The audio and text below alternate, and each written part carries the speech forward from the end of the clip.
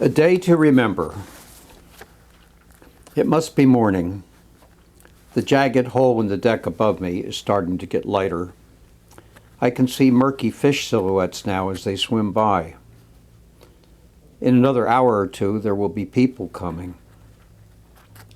They will cluster around the railing and stare down. I don't think they can see me. It's almost 40 feet. It's cold down here and dark. I've been down here over 70 years.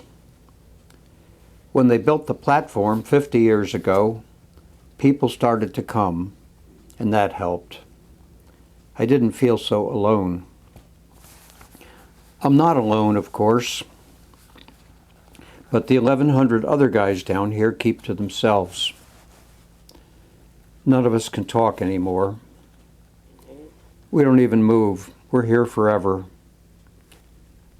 But we remember, though. I was still in my bunk reading a letter home because it was Sunday. Later, I was going to go ashore to Oahu, maybe spend some time at the beach. When they called battle stations just before 0800 hours, I thought, oh, it's got to be a drill. But who the hell would order a drill on a Sunday morning? I jumped out of my bunk and taken only a few steps when the ship shook so hard it knocked me off my feet. Then came deafening noise, more shocks, then fire, then water rushing in. Fire and water were everywhere, and everything was tipped badly. We were all scrambling to get up topside, literally climbing the walls. But we were stuck. We didn't know it yet, but the bulkhead hatches had blasted shut. There's more light coming through the hole now. There's the first group of people at the railing up there. A young kid is among them. He looks about 18, my age. He's stepped away now after a brief look. It's a Wednesday today. Maybe he's thinking about the beach too, like I was. The kid can't remember us. He can only read about us, or maybe listen to the old geezers who do. I don't know if he cares. I was supposed to ship home in another month, but no, I'm still here, looking up at the hole. I'm not going anywhere now. More faces are showing up, a lot more. I've counted almost 5,000 some days.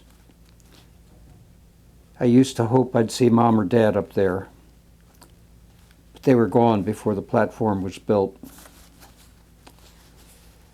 There's an older guy up there now. He uses a cane and moves slowly. And he's wearing a baseball cap with insignias on it. The water moves, and for a moment I can't see him. I've come to know it was the ripple from a tear. The old man stands there a long time. His lips move slowly as he stares down. But of course I can't hear him. I know he's praying. A lot of them do. I wonder if I know him. I wonder if he was one of the 335 that got out. Probably not.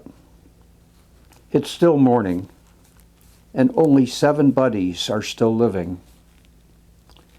But they'll come here today. I know they will.